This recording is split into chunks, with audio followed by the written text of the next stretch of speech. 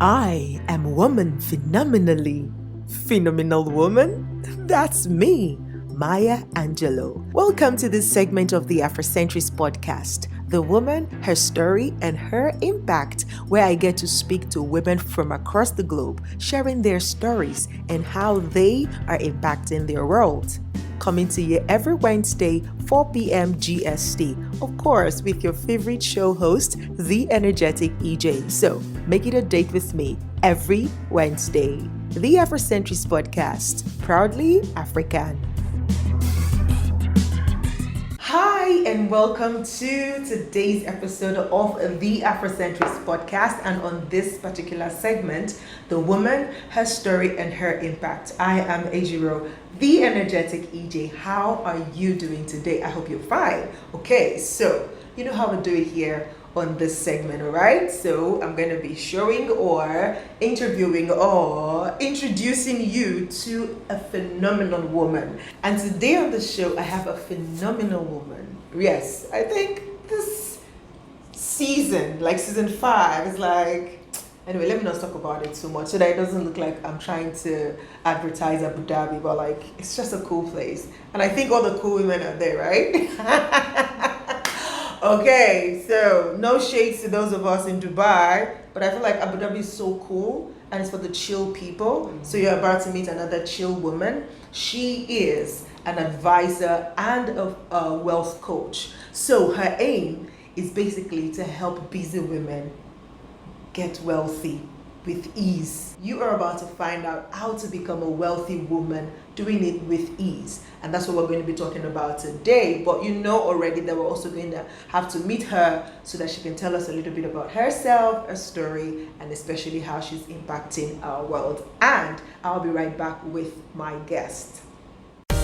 Black Girl in Dubai presents Reclaim, Reset, and Realign, a 2-day virtual summit empowering women and men on the theme of rediscovering yourself and your goals for the new year and beyond. Speaking on building your money is Lydia Andrews. Speaking on purpose is Marcia McLeod. Speaking on finding your voice is the energetic EJ. Speaking on travel is Aqua Bohemia. Speaking on confidence is Kai Charles. And speaking on building your tribe is Cordelia Henry.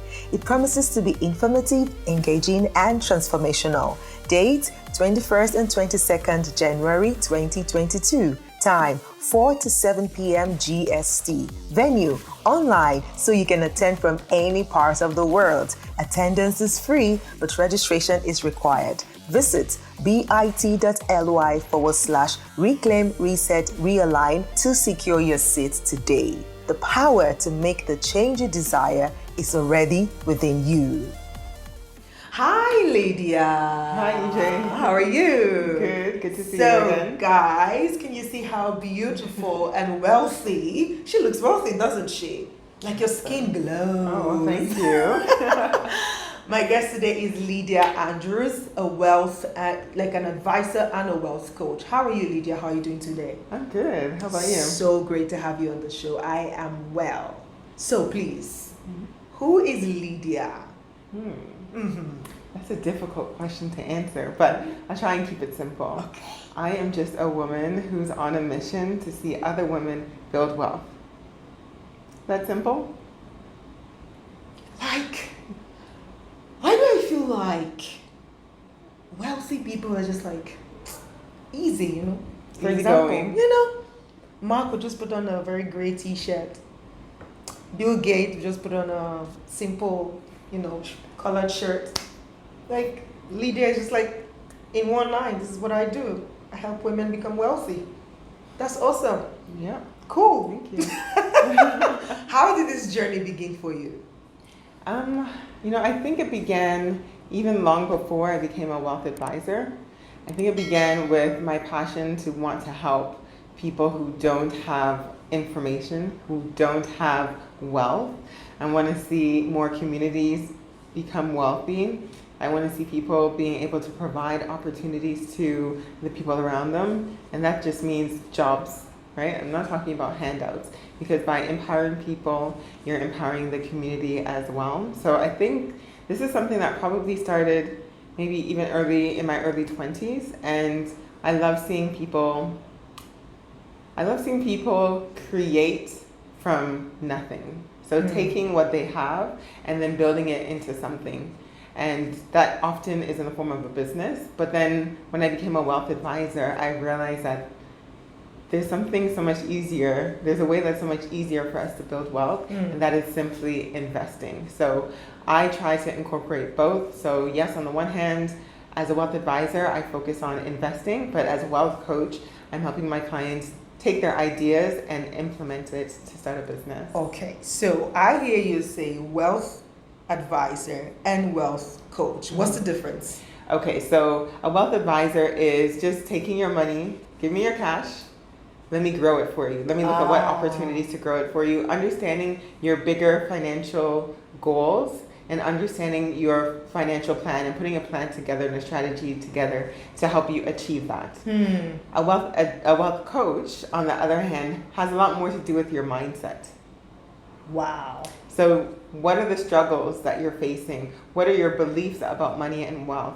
How are your mindsets holding you back from being able to achieve wealth? Because in so many ways, we don't realize that we have some subconscious beliefs that perhaps we grew up with that are still hindering us from being able to do so much more for ourselves when it comes to building wealth. Absolutely. So I'm going to rewind a little bit.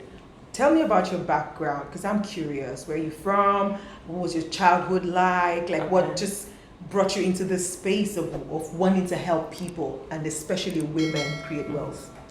You know, it's interesting because growing up in Ottawa, I don't think I really thought too much about being wealthy or being rich. I think overall, you know, again, like most people, you have a house to live in, you have a car, you're able to go to school, go to universities, you have clothes, you have food, the basics. So I'm not thinking we're really broke, but I'm also not thinking we're super rich, we're comfortable, we're able to live life and enjoy it. So it wasn't until I think maybe in university, and then I started learning, or actually it was in high school, I started learning more about what was happening in different countries around the world, what was happening in more, I guess, impoverished areas, even in Canada, and then also moving to Ghana. So there's so many factors that came together that maybe opened my eyes a bit more to the opportunities out there, but also to the state of haves and have-nots. And so with that, that's when I really started thinking, okay, I know the world is an unequal place. There's going to be poverty no matter what. Absolutely. But how can I help you make more money for yourself, and then perhaps in doing, you're going to positively impact the people around you. Absolutely. So you said you lived in Ghana. I did live in Ghana. How long? After university for 7 years. Whoa! What part of Ghana? In Accra. Hey, Charlie. But you have roots in Ghana. Yeah, of course. So interestingly, I didn't go to Ghana at all growing up. So it was a shock to everyone when I decided to up and go to Ghana after university. Oh, wow. Yeah. Oh, how was that for you? 7 years. How was it for you? You know what? When I first got there was a major culture shock. Okay. What was the shockest thing, if I can say? There's too many to count. You know, there was a lot of culture shock, but then eventually I got so comfortable to the point where a lot of people forget I didn't grow up in Ghana. Wow. So you speak any local dialect? Speak the language. I remember the little bits that my parents spoke to us as a child, but aside from that, I mean, I picked up a few things here and there living there, but I cannot have a conversation. In any of the languages. No. But where originally are you from in Ghana? Volta region. Hey, I have friends over there because I lived in Ghana myself for 3 years, and yeah, it's a chill place. I love their, like, compared to back home in Nigeria, they're a bit really relaxed. They take life a little bit easier than we do, so they start kind of, you know, like, hey guys, why are you rushing? Just chill.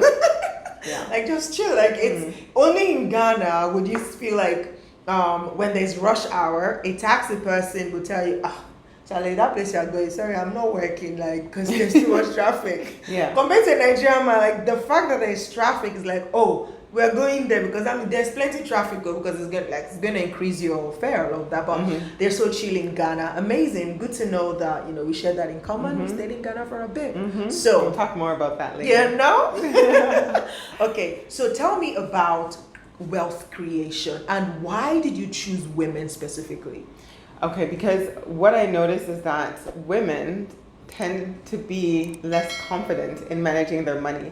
That's the basics, right? Not even thinking about wealth, in budgeting, and thinking I'm not good with money. A lot of women say that, and this is even, in my opinion, the women who are good at managing their money. Oh, wow. The women who have several investments, the women who have been saving consistently for years and they're doing well financially, they are also saying, I'm not good with money. So I realize that it's more of a mindset thing. And so that's why I think the wealth coaching is really important, because first and foremost, your mind needs to be right. Absolutely. Because I focus on 3 pillars: earning wealth, building wealth, and preserving wealth. And I say that you cannot earn, build, or preserve wealth if you don't have the right mindset. Absolutely. Yeah. Absolutely. So then when you have the right mindset, then you can start looking at how can I earn wealth, increase my income streams, and use that money to build wealth by investing. Absolutely. So Yeah. what in your experience with working with women, what would you say is the strongest mindset that has held them back? Fear, uncertainty, procrastination. Yeah, I think for those, especially when you're dealing with something like the stock market, it seems so overwhelming. It seems so confusing. Yeah. Exactly, but it really isn't. So my goal is to try and simplify it, especially for the women who knows that they need to invest. They have been saving for a while. They have this money there. They know they need to do something with it, but they don't know what to do with it. So I try and simplify it in a way that is easy to understand, and that we go on the journey together. So if it's wealth coaching, that's one thing. But then if we're investing together, I'm managing their investments, but I'm teaching them as we go along. I'm teaching them how things work so that they can understand how their money is doing and why there are changes, especially when you're talking about the ups and downs in the market. Exactly. What would you say is your biggest moment so far on this journey? Oh man, that's a good question. It's every time a woman has that, I get it now. I understand it. And sometimes some women are even bold enough to take that step. They may not fully understand. They know it's what they need to do, but they'll take that step in faith, trusting me to guide them along the way. So it is a big responsibility for me because, of course, one, it's your money. Money is very important, right? You don't fully understand what you're doing, but you see me, you see what I'm doing, and you believe that you can trust me with your money. That to me is something that I don't take lightly. Absolutely. I can imagine. So if somebody's watching you right now, a young lady or even an aged lady, and they're like, oh my God, I've heard this over and over again, how investment is important in building wealth. How, like you said, there are 3 levels to it, earning first, investing, and then preserving it. So if somebody is listening or watching this and saying, you know what, I'm not even in any of these 3 categories, where do I start from? Okay, that's where I need to get a better understanding of what your goals are. Okay. Because it's your goals that will push you to want to earn wealth, that will want to invest.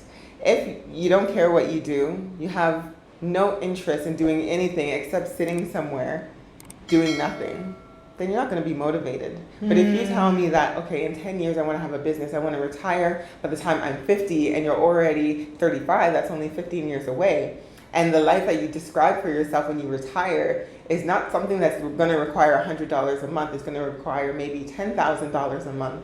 So then we look at those numbers and we work it backwards. And when we work it backwards, then you're going to be motivated to do what it takes. Because who wants to work so hard for 20, 30 years, 40 years, and then when they retire, they don't have money?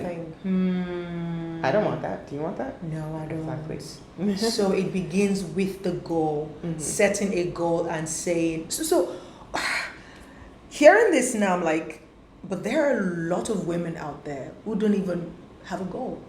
Yes, that's true. So how does what you do help them begin to see that this is important? It's not about you just amassing wealth for yourself and saying, oh, I just want to be rich. But I mean, if that's your goal, well, it's your goal. Yeah, that's fine. It's your goal. But for those of for those people who are watching or listening and they're like, really? So I have to set a goal, like, okay, this is what I want. Like, what would you say to that kind of person?